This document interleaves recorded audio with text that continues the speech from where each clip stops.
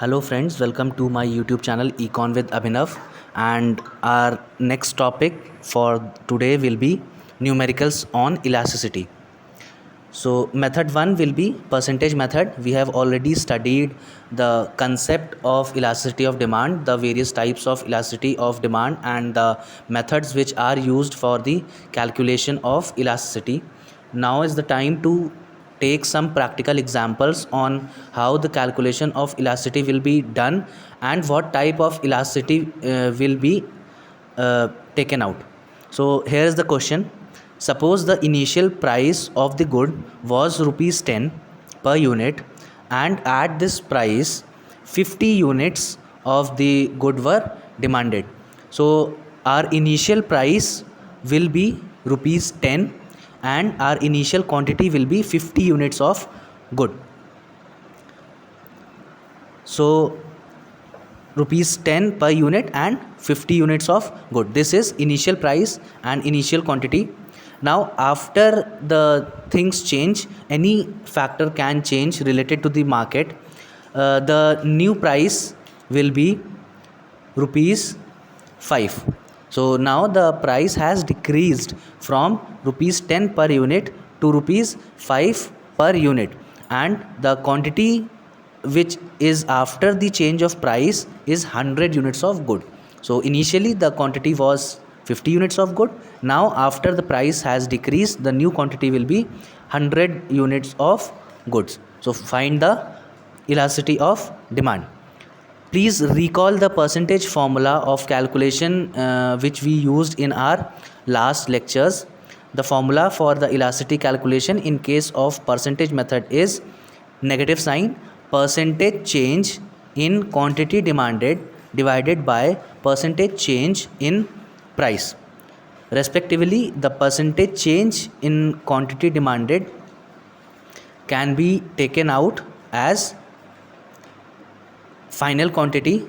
Final quantity means which we will take as 100 minus initial quantity, which is 50 units, divided by initial quantity, which is 50 units, multiplied by 100. So 100 minus 50 will be 50. So 50 upon 50 multiplied by 100, this will come out to be 100%. So the percentage change in quantity demanded will be 100%. Now we'll calculate the percentage change in price. So percentage change in price will be final price, which is rupees 5, minus initial price, which was rupees 10, divided by initial price, which was rupees 10, multiplied by 100. This will be 5 minus 10 is minus 5, minus 5 divided by 10 multiplied by 100. This will come out to be minus 50%. Make sure to put the negative sign, otherwise the answer may change.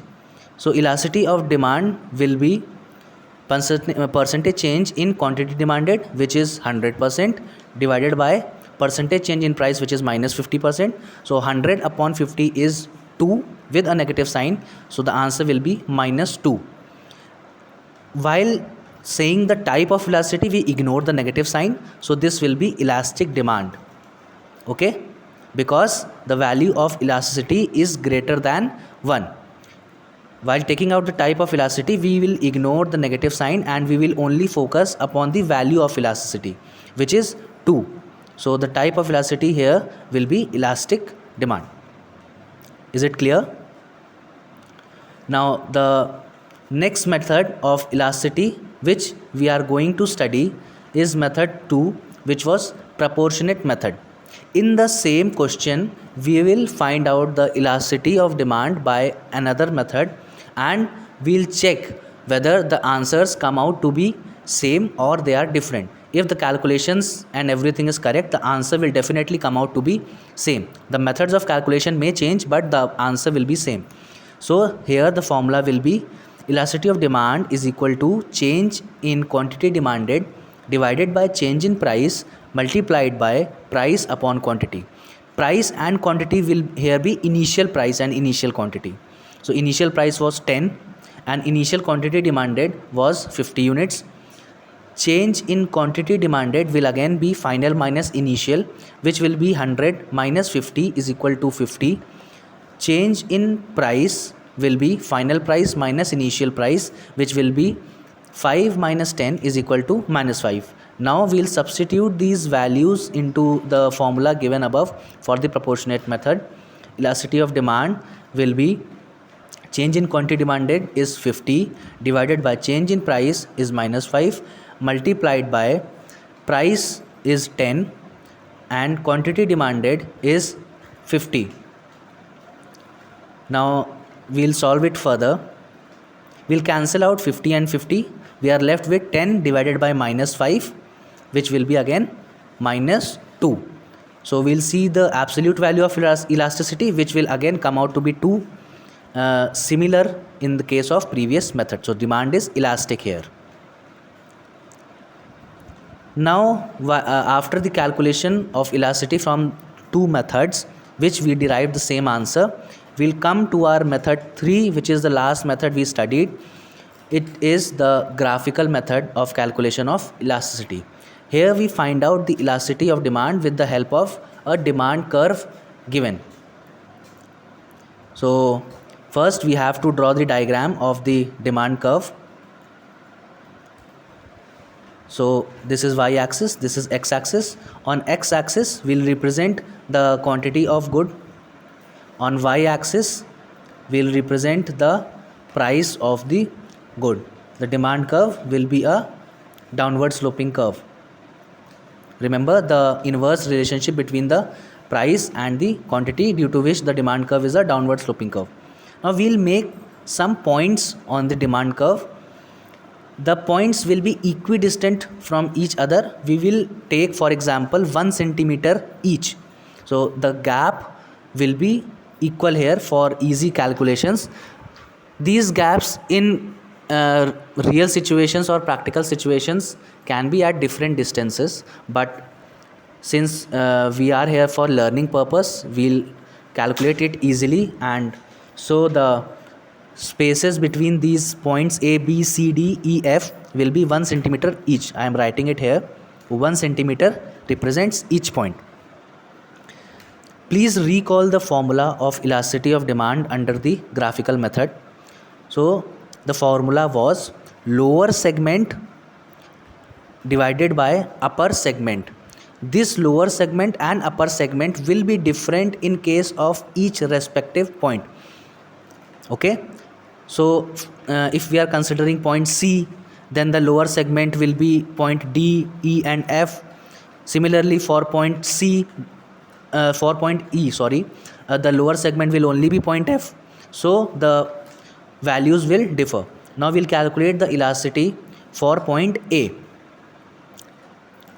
So for point A, the lower segments are point B, C, D, E and F, and space of each point is 1 centimeter. So total 5 points are there below A, so total value will be 5, and there is no point above A, so value will be 0, and 5 upon 0, anything upon 0 is infinity or not defined. So here the demand will be of perfectly elastic nature. Okay. Now for point B, the points below B or the lower segment are point C, point D, E and F. So there are 4 points and 1 centimeter for each point. So the value will be 4 divided by, there is only 1 point above B, which is A. So it will be 1 centimeter. So 4 upon 1 will be 4, and it will be elastic demand again, because the value of elasticity is greater than 1. Please make sure to put negative signs to denote the inverse relation between price and quantity as per the law of demand. Now we'll come to point C. So for point C, the lower segment will have 3 points, point D, E and F. 1 centimeter for each point will give a value of 3, and total 2 points are above point C, which is point A and B. So value 2, so 3 upon 2 will be minus 1.5. 1.5 is the value and minus 1 for the elasticity determinant. Now for point D, the lower segments are only E and F, so value of 2, and denominator will be 3, value will be minus 0.67. Now here, since the value is below 1, we will call it as inelastic demand. For point E, the lower segment is only F, so here will be, the numerator will be 1 and denominator will be 4, because 4 points are above point E. So 1 upon 4 will be 0.25 with a negative sign. So the demand will be again inelastic, because the value of elasticity here is less than 1. Last is point F. There is no point below F, so value will be 0, and there are 5 points above F, so value will be 5. 0 upon 5 is 0. So in case of elasticity of 0, the type of elasticity will be perfectly inelastic demand.